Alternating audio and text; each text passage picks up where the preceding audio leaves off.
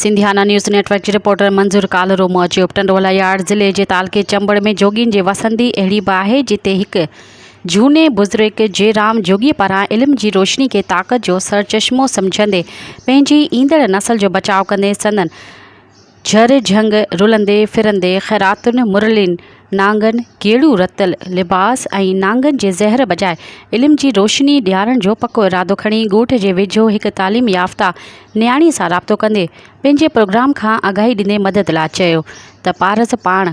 पारस बणिजे हा कीअं पोइ जयराम जोगी ऐं पारस मेहराणी हिकु तारीख़ साज़ कारनामो सरअंजाम ॾींदे ॻोठ जे ॿाहिरां झुपड़ी में स्कूल खोलियो जिते न फर्नीचर न मेज़ न कुर्सी जीअं त जज़्बा नेक ऐं सचा थी ॾिठा तंहिं करे संदन लाइ ॾुखियूं मंज़िलूं आसान थी वियूं।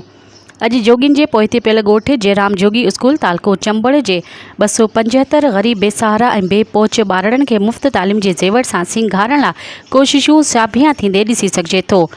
हिन ॾिस में टीचर पारस मेहराणी ॿुधाए थी त मूं जॾहिं जोगियुनि जे ॿारनि खे तालीम जे ज़ेवर खां महिरम ॾिठो तॾहिं दिलि में ख़्यालु आयो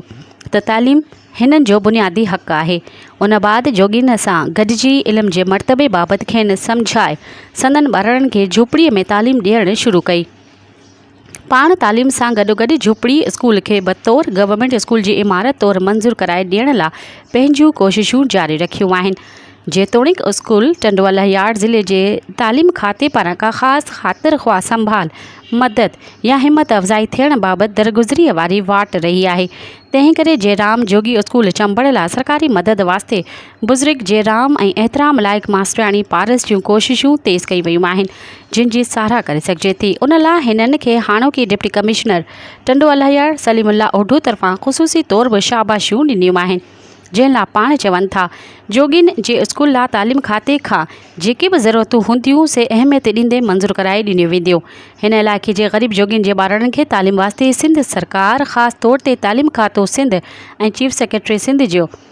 ध्यानु छिकाईंदे अपील कजे थी त जयराम जोगी स्कूल चंबड़ जे सरकारी हैसियत में घुर्बल फर्नीचर जी फ़रहामी ऐं ॿियनि ज़रूरतुनि जे पूराईअ सां मंज़ूरी ॾींदे इल्म जी रोशनी वारी लाट दुखाईंदड़ न्याणीअ खे साॻी स्कूल में टीचर जो पको आर्डर ॾेई संदसि काविशुनि जी हौसला अफ़ज़ाई कई वञे त जीअं जोगियुनि जे ॿारनि में मुरलिन बजाए किताब हुजनि ऐं संदन रुख झर झंग बजाए पढ़ाई वास्ते स्कूल तरफ़ रहंदे कॉलेजनि ऐं उन बाद यूनिवर्सिटियुनि ताईं रहण सां संदन मिसाली तरक़ी समेत ख़ुशहालीअ जा दौर शुरू थी सघनि। जनाब सलीमुल्ला ओढो DC टंडोला यार्ड जी तालीम दोस्त क़दमनि जे आधार ताज़ो तालीम खाते टंडोला यार्ड जा ऑफिसर जयराम जोगी स्कूल चंबड़ जो दौरो करण आया हुआ। यादि रहे त हीउ स्कूल पंहिंजी मदद पाण तहत जोगियुनि तोड़े पसकिरताई जे ॿारनि खे इल्म जी रोशनी ॾियारण वास्ते खोलियो वियो आहे जिते अॻु में छपरे जे हेठियां पट ते वेही ॿारनि खे तालीम ॾिनी वेंदी हुई। हाणे हिकु अल्लाह जी बंदी ऐं ॿियनि जे सहकार सां पाणी जी मशीन नलका बाथरूम ऐं इमारत जो ढांचो तयारु थियल ॾिसिजे थो। हिन स्कूल लाइ SNE जी सख़्तु ज़रूरत सम्झी वञे थी। उमेद त दौरो कंदड़ ऑफिसर हिन इलाइक़े जे मिसकिन ग़रीब अवाम जी तालीम वास्ते करम नवाज़ी कंदे ख़ुसूसी दिलचस्पी वठी स्कूल खे बाक़ाइदा सरकारी स्कूल जो दर्जो ॾियारींदा त तब्दीली जी रोशनी ॾिसी सघंदासीं जंहिंसां ग़रीबनि जा ॿारड़ा नांगन ऐं मुरलिन तोड़े ग़ुर्बत वारी ज़िंदगी ऐं माहौल खे बदिलाए सघंदा।